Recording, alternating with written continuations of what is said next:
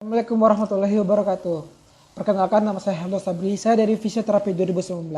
Baiklah, pada hari ini saya akan menjelaskan tentang tes asensi. Tes asensi adalah di mana tes yang dilakukan kepada pasien pasca stroke, di mana pada pasien ini tidak merasakan sebagian tubuh mereka. Bahkan pasien tidak dapat membedakan rambut atau gigi mereka. Baiklah, pada saat ini saya akan kasih tahu hal sebelum dilakukan terapi pada pasien. Yang pertama, fisioterapi memulai dengan sentuhan yang ringan. Hal yang harus dilakukan pertama sekali adalah izin kepada pasien dahulu. Para fisioterapis harus mengatakan pada pasien untuk melakukan tindakan ini. Yang kedua, setelah mendapatkan izin, suruhlah pasien untuk menutup matanya dan lakukan sedikit sentuhan yang ringan. Dan lanjut, yang kedua ada tekanan yang lebih dalam. Lakukan hal yang sama yang di atas tadi, tapi dilakukan dengan tekanan atau sentuhan yang agak lebih dalam lagi. Yang ketiga ada SAR atau DUL. SAR atau DUL ini merupakan tes sensasi menggunakan alat.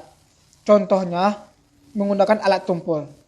Yang pertama kita lakukan, pertama minta izin kepada pasien. Yang kedua adalah katakan pada pasien untuk menutup matanya dan kepala rotasi ke arah berlawanan dari tangan yang akan diberikan rasangan. Kemudian berikan rasangan kepada pasien yang masih merasakan sensasi, lalu lanjutkan ke tangan yang tidak merasakan sensasi. Sentuhan selalu dimulaikan dari bagian distal. Lanjut, hot and cold sensation. Pertama, berikan pasien merasakan dingin atau panas pada tangannya yang normal. Yang kedua, katakan kepada pasien untuk menutup matanya dan kepala rotasi ke arah berlawanan dari tangan yang diberikan rangsangan. Ketiga, fisioterapis memberikan sensasi panas atau dingin secara bergantian dan biarkan pasien memberitahu apa yang ia rasakan. Dan terakhir ada 2-point discrimination. Pertama, siapkan alat yang digunakan dan beritahu pasien. Saat alat yang disatukan, maka pasien berkata satu, dan saat alat dipisahkan, pasien mengucapkan jumlah rangsangan yang dirasakan. Lakukan pemeriksaan pada pasien dengan geser alat dan lakukan pada kedua tangannya. Saat melakukan tes setiap komponen sensorik, mintalah pasien untuk menutup mata agar tidak bisa menggunakan petunjuk visual untuk menentukan stimulus. Yang pertama adalah light touch, menggunakan cotton swab atau pin. Kedua adalah temperatur, menggunakan ujung besi atau dari tuning fork. Yang ketiga ada pain, menggunakan ujung tajam dari pin atau cotton swab yang telah dipatahkan. Yang keempat adalah vibration, menggunakan tuning fork 128 Hz. Dan kelima ada proprioception, dengan menggerakkan ujung-ujung jari. Dan ada grapesthesia, dengan menggambarkan angka dan bentuk di telapak tangan pasien. Dan ada lagi stereognosis, dengan meminta pasien untuk mengidentifikasi benda umum yang diletakkan di telapak tangannya. Dan ada double stimulation dengan sentuhan ringan. Dan yang terakhir ada balance dengan Romberg test. Dermatomatum ke atas. Untuk menguji dermatomatum ke atas ini, langkah pertama itu adalah 1. Usap semua dermatome pada anggota tubuh yang terkena dan yang tidak terpengaruh. Kedua, tanyakan pada pasien apakah mereka merasakan perbedaan sisi satu dengan yang lain. Ada diagnosis terbaik untuk sindrom radicular cervical adalah pertama ada ini, dan ada ini.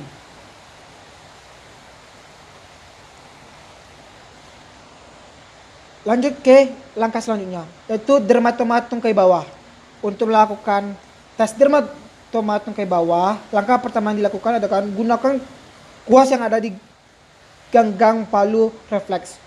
Usap semua dermatome area kulit pada daerah anggota tubuh yang terkena dan yang tidak terpengaruh, dan tanyakan pada pasien apakah mereka merasakan perbedaan sisi satu dengan yang lainnya.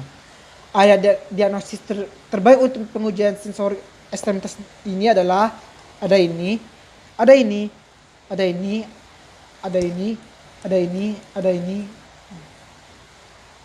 Lanjut, ada myotom ke atas. untuk pemeriksaan myotom tunggal itu ada banyak. Yang pertama ada C5 untuk menilai otot deltoid. Caranya adalah pasien pada posisi duduk dan abduksi lengan pasien 90%. Berikanlah dorongan ke bawah pada lengan pasien dan lihat perbedaan dari sisi kanan dan sisi kiri. Ada C6 untuk menilai bicep brasi dan extensor wrist. Pertama, fleksikan lengan bawah pasien ke 90 derajat dan supinasikan.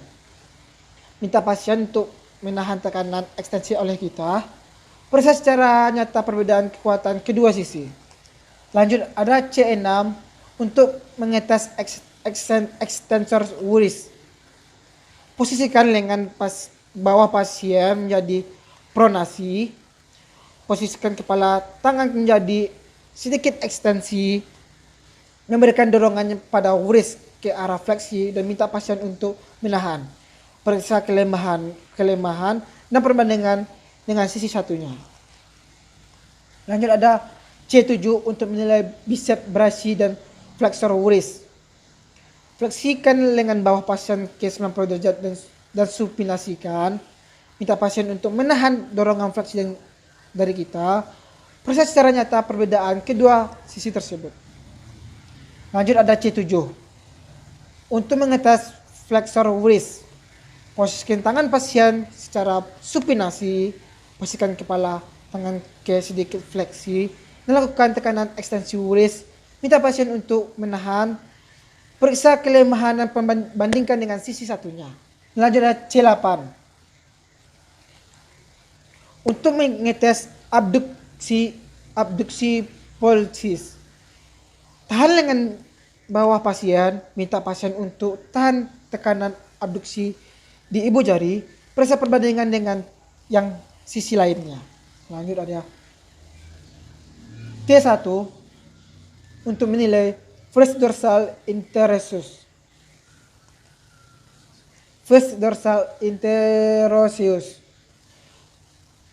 Periksa 3 jari terakhir, berikan gaya abduksi pada jari telunjuk. Myotom tungkai bawah.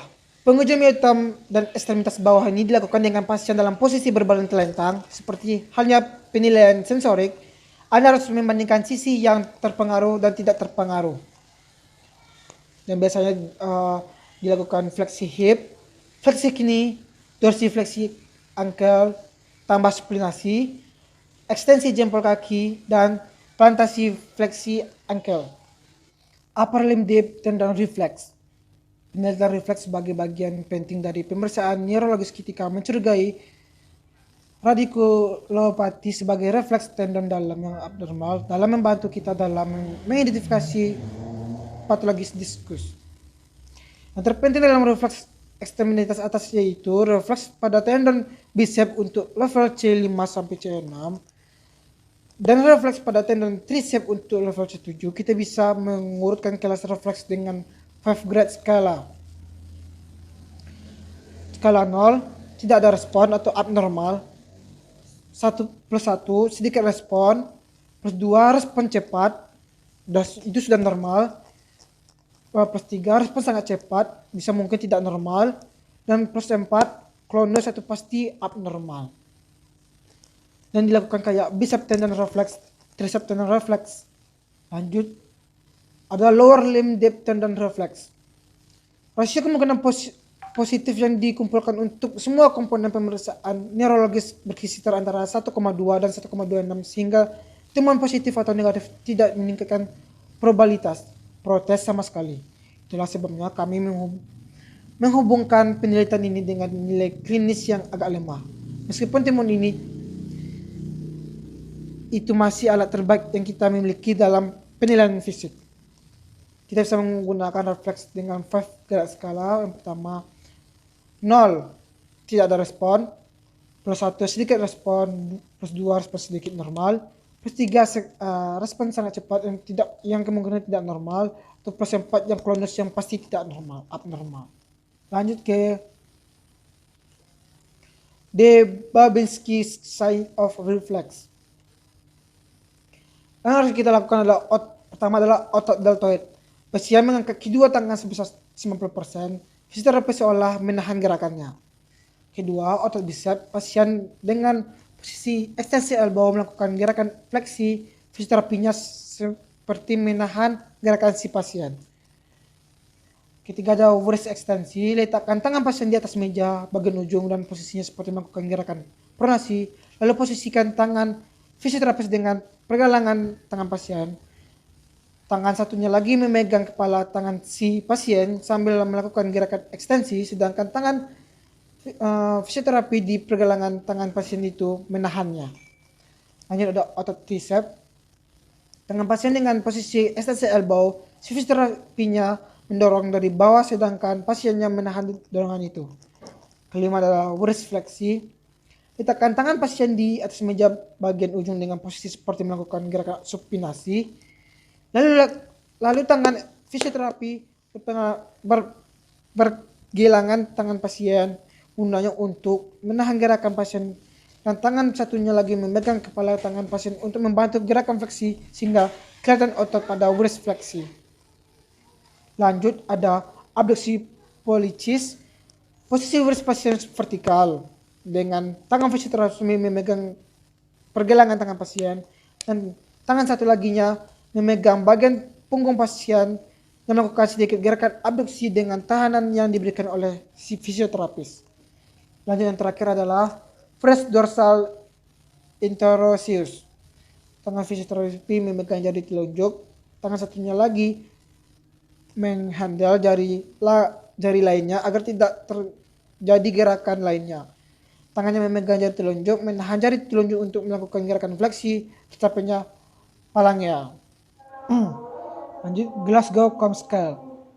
Glasgow Coma Scale dipublikasikan pertama kali oleh Tasdell dan Janet pada tahun 1974. Ini membantu kita dalam memantau kondisi pasien kronik di ICU. Coma Scale dibagi menjadi 3 kategori, yaitu eye response, verbal response, dan motor response. Yang pertama eye response. Di eye response terdapat 4 skor. Yang pertama tidak ada respon, itu skor pertama.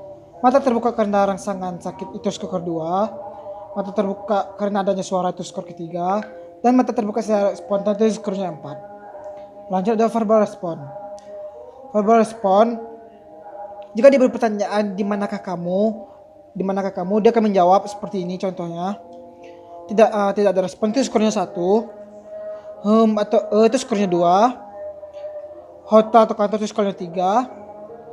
Saya tidak tahu, mungkin di kantor, itu skornya 4. Dan yang terakhir, saya di rumah sakit, itu adalah skornya 5. Lanjut ke motor respon. Motor respon itu pun mempunyai 6 skor. Yang pertama adalah tidak ada respon, ekstensi abnormal, fleksi abnormal, fleksi normal, melokalisasi rasa sakit, skornya 5. Dan sesuai dengan perintah, itu skornya 6. Olfaktoris. Cara melakukan tesnya adalah pasien dikondisikan dalam posisi berdiri atau duduk. Pasien diminta untuk menutup mata. Pasien diminta untuk menutup salah satu lubang hidung.